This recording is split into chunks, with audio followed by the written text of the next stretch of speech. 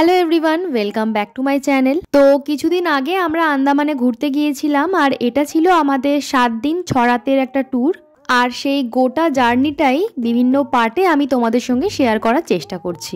একদম শেষ দিনের ভিডিওতে আমি তোমাদের সঙ্গে অবশ্যই শেয়ার করব যে এই ট্যুরে আমাদের মাথাপিছু কত টাকা করে খরচা হয়েছে।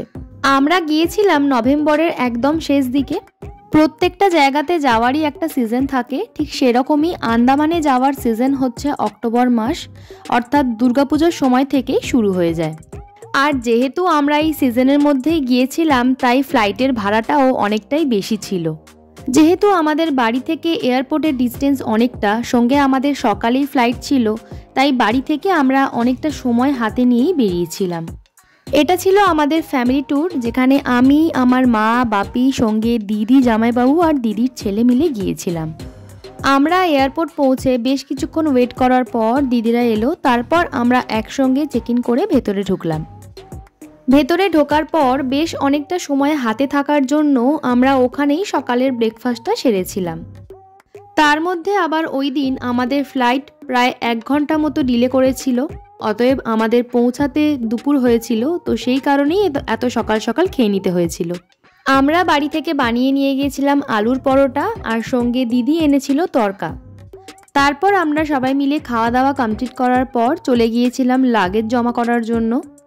যেহেতু লাগেজ জমা নেওয়ার সময়ই প্রত্যেকটা লাগেজ আলাদা করে চেক করে ওয়েট দেখে নেওয়া হয়, তো সেই ওয়েটটা নিয়েই আমরা একটু চিন্তা করছিলাম। কারণ ছোট বাচ্চা নিয়ে ট্রাভেল করার জন্য আমাদের অনেক কিছু জিনিসপত্র এক্সট্রা নিতে হয়েছিল, কিন্তু যাই হোক সেই ধরনের কোনো সমস্যা আমাদের হয়নি। তোমরা হয়তো অনেকেই জানো যে আন্দামানে দুরকমভাবে যাওয়া যায়, হয় ফ্লাইটে আর না হলে জাহাজে করে, কিন্তু সেক্ষেত্রে সময় আর টাকার পার্থক্যটা অনেকটা হয়ে যায়। জাহাজে করে আন্দামান যেতে সময় লাগে প্রায় 3 থেকে 4 দিন, আর টিকিটের দামটা নির্ভর করে ক্লাস অনুযায়ী, মানে ডিলাক্স, বাঙ্ক, কোন ক্লাসে করে তুমি যাচ্ছ তার উপরে। ক্লাস অনুযায়ী আবার এরকমও অনেক সময় হয় যে ফ্লাইটের টিকিটের থেকে জাহাজের টিকিটের দাম বেশি পড়ে যায়। আসলে জলের মধ্যে টানা 3 থেকে 4 দিন কাটানোর পর নিজের গন্তব্যে পৌঁছানোর মধ্যেও একটা অ্যাডভেঞ্চার রয়েছে, আর সেই অভিজ্ঞতা করার জন্যই অনেকে জাহাজে করে যেতে পছন্দ করে। অন্যদিকে ফ্লাইটে কলকাতা থেকে আন্দামান যেতে সময় লাগে 2 থেকে 2.5 ঘন্টা। তো এটা একদমই নিজস্ব ব্যক্তিগত ব্যাপার। তোমাদের মধ্যে কেউ যদি আগামী কিছুদিনের মধ্যে আন্দামান যাওয়ার পরিকল্পনা করে থাকো, তাহলে অবশ্যই নিজেদের সময় এবং সুবিধা অনুযায়ী ঠিক করে নিও যে কিসে করে যেতে চাইছো তোমরা। যাই হোক, তারপর লাগেজ জমা করার পর আমরা চেকিংয়ের সমস্ত প্রসেস কমপ্লিট করার পর ওখানেই ওয়েট করছিলাম। তারপর আমাদের বাসে করে পৌঁছে দেওয়া হলো ফ্লাইটের জন্য। টিকিট চেকিংয়ের সময় লম্বা লাইন থাকায় ওখানে আমরা ভিডিও করার সুযোগ পেয়েছিলাম। তাই একদিকে আমি আমার ভ্লগের জন্য ভিডিও বানাচ্ছিলাম, আর অন্যদিকে মা ও দিদির ভ্লগের জন্য ভিডিও বানাতে সাহায্য করছিল।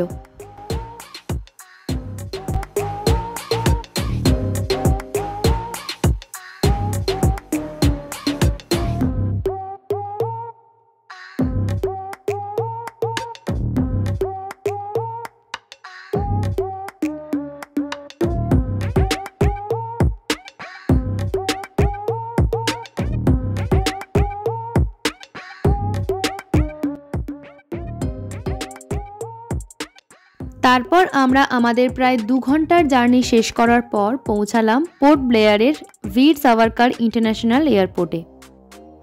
এই এয়ারপোর্টের স্ট্রাকচারটা আমার দুর্দান্ত লেগেছে। ভিতর থেকে কিংবা কাছ থেকে দেখে হয়তো তুমি বুঝতে পারবে না, কিন্তু দূর থেকে বা বাইরে থেকে দেখলে বোঝা যাচ্ছে যে গোটা এয়ারপোর্টটা একটা সামুদ্রিক সেলের আকারে তৈরি করা হয়েছে। যদিও জানতে পারলাম যে 2023 সালে এটা নতুন করে তৈরি করা হয়েছে। আমি আরও একটা বিষয় অনেক পরে জানতে পারলাম যে ভিতরে কোনো ভিডিওগ্রাফি অ্যালাউ নেই। যাই হোক, তারপর বেল্ট থেকে লাগেজ নেওয়ার পর আমরা এয়ারপোর্টের বাইরে বেরোলাম। আর এয়ারপোর্টের বাইরেই আমাদের জন্য গাড়ি ওয়েট করছিল, যেহেতু আমরা একটা ট্রাভেল এজেন্সির থ্রু দিয়ে গিয়েছিলাম। পোর্ট ব্লেয়ারে আমরা যে কটা দিন ছিলাম সেই সব দিনই আমরা এই হোটেলে স্টে করেছিলাম, হোটেল আইল্যান্ডার ইন।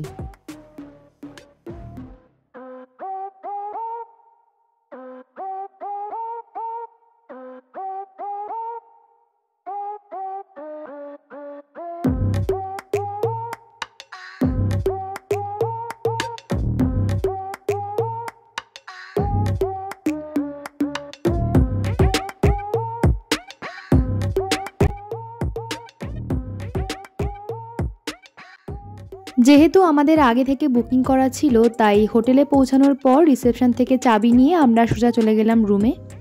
আমাদেরকে 2টো রুম দেওয়া হয়েছিল। প্রত্যেকটা রুমই ভীষণ ভালো ছিল। প্রত্যেকটা রুমের সঙ্গেই ছিল অ্যাটাচ বাথরুম, আর বাথরুমগুলো ছিল বেশ বড়। যেহেতু হোটেলে পৌঁছাতে আমাদের অনেকটা দুপুর হয়ে গিয়েছিল, তাই আর দেরি না করে আমরা হোটেলের রুমে পৌঁছানোর পরই ফ্রেশ হয়ে নিয়ে চলে গিয়েছিলাম লাঞ্চ করতে। আমাদের হোটেলের একদম কাছেই ছিল পোর্ট ব্লেয়ারের অতি পরিচিত আদি বাঙালি হোটেল। তো ওখানেই আমরা লাঞ্চ করতে গিয়েছিলাম। যে কদিন আমরা পোর্ট ব্লেয়ারে স্টে করেছিলাম, প্রত্যেক দিন লাঞ্চ আর ডিনার আমরা এই হোটেল থেকেই করেছিলাম।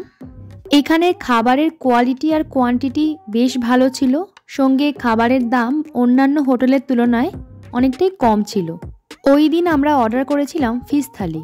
তো লাঞ্চ কমপ্লিট করার পর আমরা ওই দিনই আশেপাশের কয়েকটা জায়গা ঘুরতে গিয়েছিলাম।